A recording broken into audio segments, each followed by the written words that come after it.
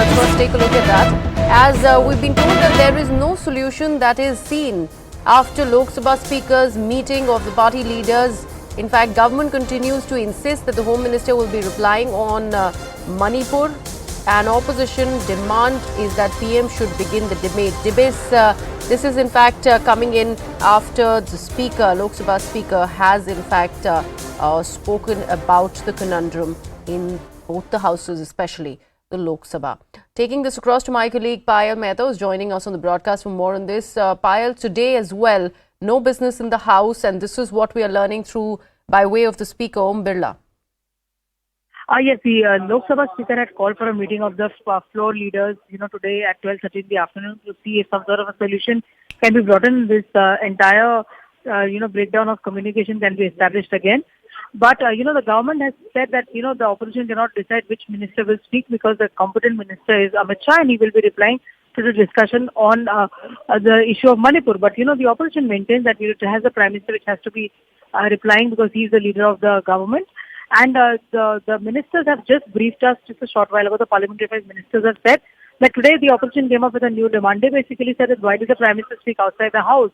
Why did he speak on the Manipur issue outside the house? So they say that the opposition is completely confused given the fact that on one front the opposition was asking for the PM to speak, but when the Prime Minister spoke, then they said that why did the Prime Minister speak outside the House just before the start of the session. Which is, of course, another convention that you've really seen as well. But, within the opposition ranks, there are some parties which are neutral. They are not either with the government or neither. Payal, I'm really sorry to interrupt you. Arjuna Meghwal's reaction is also coming in on the deadlock within the Parliament. Let's first take a look at that reaction. मैं आपको याद दिलाना चाहता हूं कि जब मणिपुर के issue पे गृह मंत्री जी ने बैठक बुलाई ऑल पार्टी मीटिंग, तब भी उन्होंने कहा मणिपुर पे चर्चा करें। प्रधानमंत्री जी वाला विषय उस समय नहीं था। फिर ऑल पार्टी मीटिंग हुई फ्लोर लीडर का, उस समय भी उन्होंने कहा मणिपुर पे चर्चा सरकार तुरंत स्वीकार करे। राजनाथ सिंह जी उसकी अध्यक्षता कर रहे थे, उन्होंने तुरंत स्वीकार किया। हाउस में आके बोला, मुझे लगता है जैसे आज प्रधानमंत्री जी ने कहा कि विपक्ष हताश है, निराश है प्रधानमंत्री जी की लोकप्रियता को लेकर के, इसलिए बहाना ढूंढ रहे हैं कि हम हाउस को डिस्टर्ब कैसे करें, हाउस में हंगामा कैसे करें, इसलिए नया पैंतरा फेंक रहे हैं। जबकि हम कई मीटिंगें कर चुके, उन्होंने कहा मणिपुर की चर्चा शुरू कराओ और हम हाउस को चलने देंगे। ये और एक नया, आज तो नया विषय लाए स्पीकर साहब की मीटिंग में कि पार्लियामेंट में आने से पहले प्रधानमंत्री जी ने मणिपुर की चर्चा क्यों करी। ये परंपरा है भाई, कोई भी प्रधानमंत्री जब हाउस शुरू होता है तो मीडिया को ब्रीफिंग देता है, कौन से बिल आने वाले हैं, ये सेशन क्यों इम्पोर्टेंट है। उसमें मणिपुर की चर्चा का भी आप पार्टी में डिस्कशन हुआ था तो उन्होंने उसका उल्लेख किया, उसका भी वो आपत्ति बता रहे थे। तो ये दे ताकि उन्होंने कहा हम हमारे नेताओं से पूछकर आपको बताएं। सर कुछ पार्टियां ऐसी जैसे AIMIM है, BSP है, वो कह रहे हैं कि चर्चा होनी चाहिए। नहीं, कुछ पार्टियां ये भी बता रहे हैं कि प्रधानमंत्री जी आते हैं तो अच्छा है, नहीं तो भी गृह मंत्री जी के नेतृत्व में, गृह मंत्री जी के उपस्थिति में चर्चा होना चाहिए और गृह मंत्री का रिप्लाई भी ओके है। ऐसे बहुत पार्टियां का है, BSP भी कहा है और OAC भी कहा है और इंडिया में से किसी ने बोला है सर इंडिया नाम को लेकर के प्रधानमंत्री जी, सर इंडिया नाम को लेकर के मैं आपको क्लियर करता हूँ। पर कांग्रेस तो एक मिनट में क्लियर करता हूँ। सुबह की जो बैठक में विषय आया था, देखिए प्रधानमंत्री जी ने कहा कि विपक्ष के कुछ लोग भारत के लोगों को भोला समझ रहे हैं, भला समझ रहे हैं। भारत के लोग भोले हैं, लेकिन जैसे पहले किसी ने इंडियन नेशनल कांग्रेस लगा तो पता चला पूरे भारत को रिप्रेजेंट कर रहे हैं। ऐसे कुछ ऐसे आतंकवादी संगठन भी हैं, वो भी इंडिया के नाम से रख रहे हैं। लेकिन अब भारत बदल चुका है, भारत का युवा, भारत के लोग, ईस्ट इंडिया कंपनी रखा तो भारत के, उन्होंने समझा भारत के लोग भोले हैं, इंडिया के नाम पे आप ठग लो। लेकिन अब भारत के लोग समझ चुके हैं, भारत के लोग भारत को विकसित राष्ट्र ही बनाना चाहते हैं, विकसित राष्ट्र ही बने भारत के लोग, ऐसा चाहते हैं। इसलिए इनके बहकाव में आने वाले नहीं है भारत के आपको लोग। लगता है सर डेडलॉक कंटिन्यू रहेगा जिस तरीके से विपक्ष ने कहा कि हम तो प्रयास कर रहे हैं कि ये डेडलॉक टूटे और चर्चा शुरू। सर विपक्ष के लोग सर मोशन जो है विपक्ष की तरफ से लाया जा सकता है।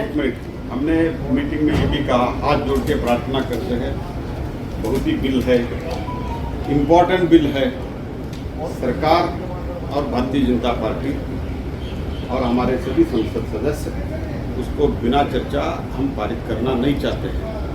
हम स्ट्रक्चर और कंस्ट्रक्टिव डिबेट चाहते हैं, तो इसीलिए कृपया आप चर्चा में भाग लीजिए और स्पीकर जब भी डिसाइड करते हैं, कल ही डिसाइड करते हैं, तो कल भी हम मणिपुर के विषय पर चर्चा करने के लिए तैयार हैं और उसके लिए माननीय गृह मंत्री जी डिटेल में उत्तर देगा।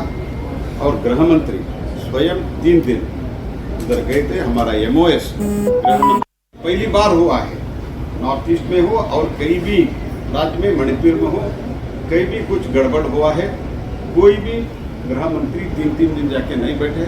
गृह मंत्री is full aware of the fact and he is having all information. That's why we requested them with folded hands that you please allow the parliament to run. Sir विपक्ष सर करने के लिए सरकार तैयार है, लेकिन क्या जिस तरह से पीयूष गोयल जी ने राज्यसभा में कहा, आप मणिपुर के साथ में राजस्थान और छत्तीसगढ़ पे भी चर्चा चाहेंगे सर? देखो, बंगाल पे भी चर्चा चाहेंगे। ऊपर दलित के ऊपर जो अत्याचार हुआ है राजस्थान में, वो भी उसका भी हमारे MP जो उस राज्य के MP जो डिमांड कर रहे हैं, वो स्पीकर और चेयरमैन डिसाइड करेंगे। सर विपक्ष कह रहा है कि इंडिया नाम से सरकार चली हुई है। That was Prahlad Joshi and Mr. Megwal taking the questions of the media over the conundrum that remains in the parliament. In fact, my colleague Pallavi Ghosh continues to be with us on the broadcast to offer more perspective, especially after what the Prime Minister said, taking a dig at the acronym that the opposition alliance has come forth with, that is India.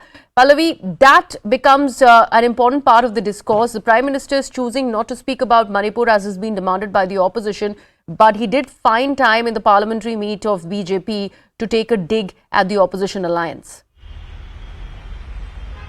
That's exactly what even Mr. Mallikarjun Kharge, who's the Congress president, referred to when he was in the Rajya Sabha and asking this question, why is it that the Prime Minister is not even inside the House, even as Parliament hangama is going on, and what is stopping the Prime Minister from making the same statement which he made outside the House the day the Parliament session began, to make it inside the House. So there have been multiple developments since morning. Equally, the government, or rather I would say the BJP, doesn't want to be on a back foot, so therefore you had that frontal attack led by the Prime Minister himself on the entire idea of an opposition front called India, and the fact that they always want to remain in opposition and therefore they are directionless. That's what the Prime Minister said.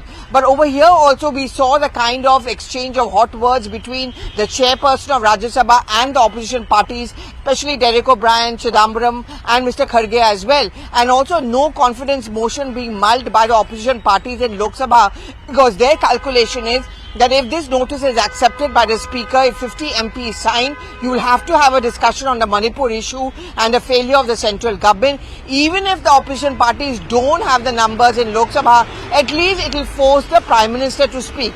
That's the main aim and strategy of the opposition parties. But the government has also called a bluff on that. So it remains to be seen in the next few days whether you're going to see the smooth running of Parliament. As of now, it doesn't seem so. And Pallavi,